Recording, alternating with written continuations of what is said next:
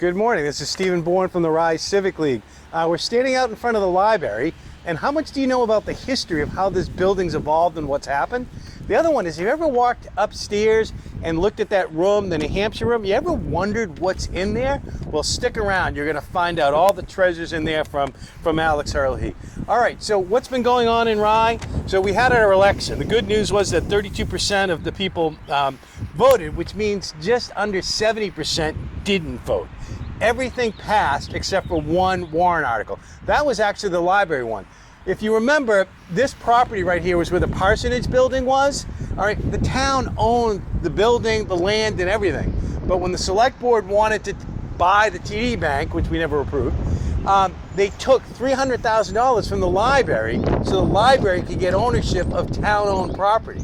So the warrant article was to do something, the next stage of improvement to the library. The library would have had all their money they needed, but because they didn't have the $300,000 the select board took, they asked to raise $160,000, but the wording was changed at the deliberative meeting to make it very not clear that, and because it started out with $500,000, it didn't explain that all that was asking for clearly was $160,000. And when at the deliberative meeting, only 2.6% of registered voters were there, and the library people were trying to get it worded correctly, but people overrode them and didn't listen to them. The next big thing that happened in Rye was the Rye Water District annual meeting, and they approved the ability to borrow up to $16 million for water treatment plant. And that's sort of like conservation. When we approve those bonds, we have the ability to use that money. We're not 100% committed to spend it. But that loan has $2 million forgiveness. They can borrow at it at 1% to do all the design and development work. So that allows the water district to move forward towards building a water treatment plant and get ahead of the curve on many things. Tom Mack is actually going to be the new commissioner. Ralph Hickson stepped aside, 18 years on the Water District Commission, 31 years total, all right, serving boards and commissions for Rye. That's a lot of work. All right.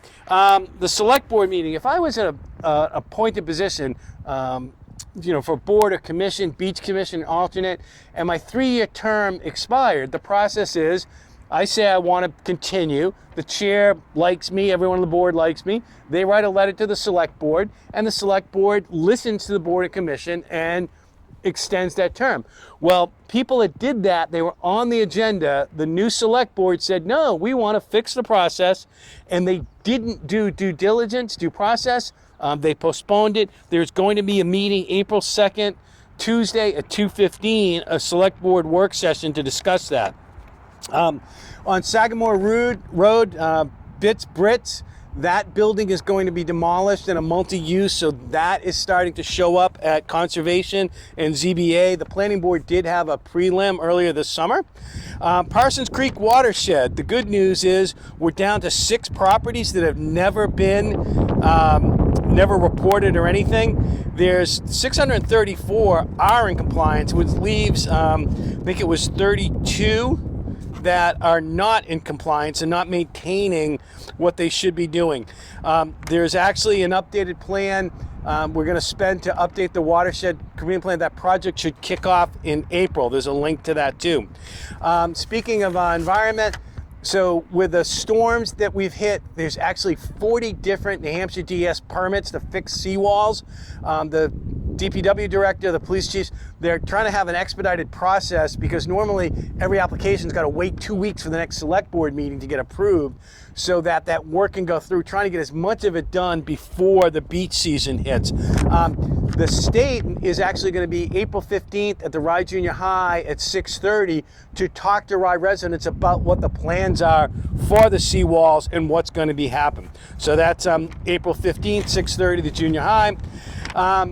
So, only sounds like 7% of people in Rye actually care about the town, because that's how many people participated in the master plan visiting session. Only 50 people showed up on the 15th. Only a total of around 300 produced the survey. So if you care about Rye, the master plan is what drives what happens. So we need to say what services we want, what do we want to happen in town, and that hopefully if we have a well-written master plan, it has implementation plans, changing the zoning ordinances, what happens, how the direction the town does.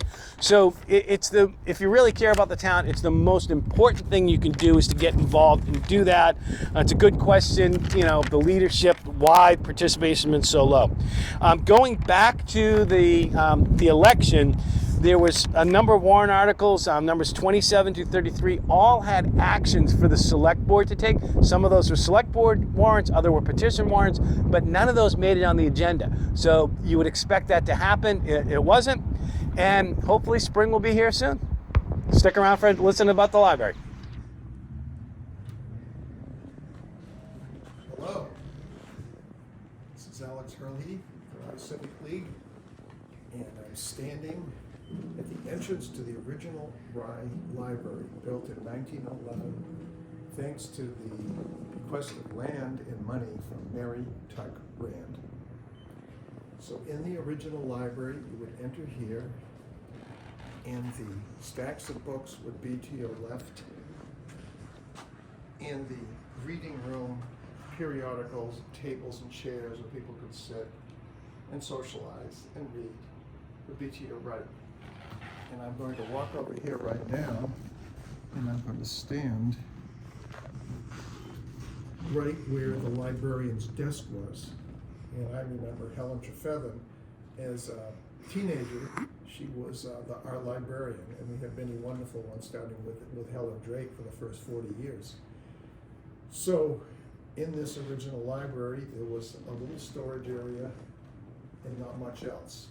2 rooms, left and right, and then her desk and a little storage area, and that was it. From 1911 until 1969, when the first edition was added. So what that did was push backward and created some significant shelving for books. And I can't remember exactly how the 2 front rooms are rearranged, but I remember that over here, just as there is now, was the librarian's desk, and it ran along. We have some pictures of it. It ran along a bit here. And then right over here near where the clock is, was a doorway that took you downstairs to the community room. And that's when the library began to be a split-level building. You didn't enter from out there. You still entered from the front door, and you had to park along Washington Road, but the library got considerably bigger. And then the huge, historic second edition in 1997, 98. And I don't need to say much about that because everybody loves the library and they know how great it is. But today we want to focus on one of my favorite parts of this big edition, and that is right here, called the New Hampshire Room, funded by the Fuller Foundation. And I always tell people I want to meet them in the New Hampshire Room, and they look at me and say, "What?" Because it's a small sign, but now everybody knows what it is, right? Because I'm telling you. And I would like to ask Director Andy Richmond if he would come over and tell us a little bit about the Dewey Decimal System, because in the New Hampshire Room, we have many resources on Rye in New Hampshire. But Andy can tell us a little bit more about how that is set up. Hey, Alex. Yeah, let's see. The collection is located here because of the built-in shelving and around our kind of board table, but there is historical information in the 900s of our nonfiction section. Most of the material in here would be categorized as the 900 category for history of various types, but that includes legal information. We have subscription to the New Hampshire RSA distribution so that we are always current with that. There is a lot of town report history for the town of Rye. vital records for the town of Rye, so for research in that world. But then we do begin with a standard Dewey distribution, some of which is reference only, the idea being that that's used in-house, including some very specific private works. Louise Tallman produced a whole series of genealogy by family in the region, the town of Rye specifically. Also some other natural history materials that are unique and unpublished. They're bound private work. So those are unique to this collection. I'm not sure if they're duplicated at the museum. We have some of them Yeah. over there at the museum, especially the genealogy. Yeah, our two collections sort of cross in places here, but we do have, I think, a bit more in the bound published world. So reference, in-house use, and then circulating, which means things that can be borrowed. And again, we run from really there are things considered religion, mostly about the churches and that kind of thing in the region, but some social issues and community concepts, but it phases quite quickly into general history as the category, and across that whole 10 bracket breakdown of the Dewey system, custom locates things by their subject. But what is completely unique are the cases with realia, which is kind of actual items that were donated here between before the town museum existed. So again, these fall into a kind of mid-range of what might be considered museum materials. We've got a section of the transatlantic cable that made its way to the Rye coast. Some just sort of travel international items that were donated by various community members over time. This boat model was produced locally and recovered from an attic of former staffer here.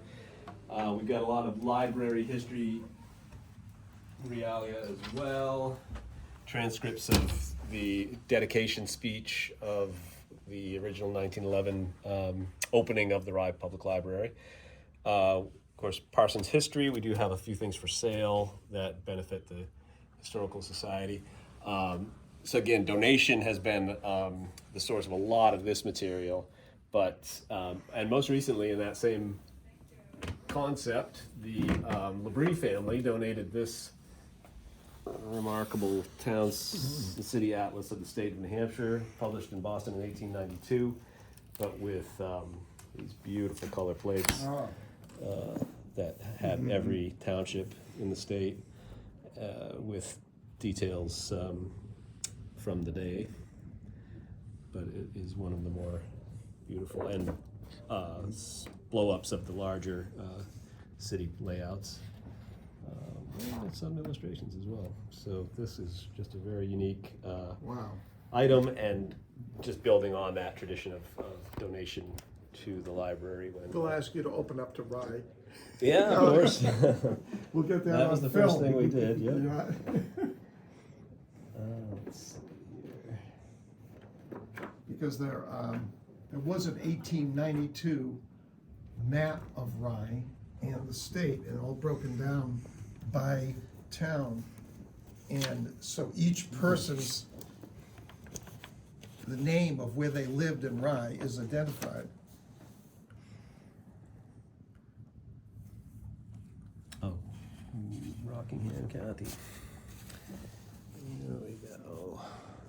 Yeah, all by county. It was 175.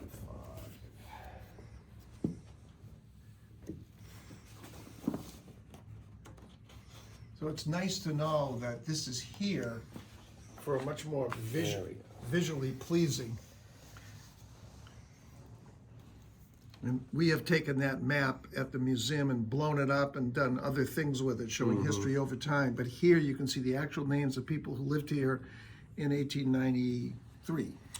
We should probably also mention, Alex, the Access Rye History Project, Right. which was a grant application, or the application of a grant we received from the New Hampshire Humanities Council to digitize some primary materials exclusively held at the museum and unpublished and original documents that are available online through our website, your website. Yeah, absolutely. So these are 1850 to 1920, the heart of the town's history, all primary sources. For instance, the town clerk reporting on the fires, where, what happened, what was the cost, was anybody hurt? And often in the script of the original. Absolutely. And that is I think there were 1,600 pages scanned. So that was kind of the heart of our collection. And that was a joint project between Roger Nehai, the librarian at the time, and Andy, and Historical Society supported and wrote that grant. So, yeah, that allowed us to hire an individual to actually digitize and categorize the material. Well, thank you very much. Absolutely. Appreciate it. Nice working with you. Take care. So Mary Tuck Rand, when she was speaking about the opening of the library, she said she fell in love with reading in the 1840s because she had such a wonderful teacher. And so a lifetime of reading is what brought her to make the decision. She outlived her siblings and none of them had any children, and that's why she wanted to make this bequest to the town, the last town in Rockingham County to have a library. And there she is up there, and that has always been hanging in the library. And that was taken later in life. I think she died about 1916. So some of the things that I've found in this collection are absolutely wonderful. He mentioned Louise Tallman. There are lots of small volumes. But when you go into the museum and you see what's for sale, that's pretty much everything that's been published about Rye. But then there are all of these other materials that haven't been, or that have something about Rye in them, but not directly. And I noticed when I was sitting here for a meeting one day, there's lots of interesting genealogy books on Rye founding families that we don't have in the museum, but in fact they have here and you can take them out. So that gives you a nice orientation to this wonderful room. Thank you.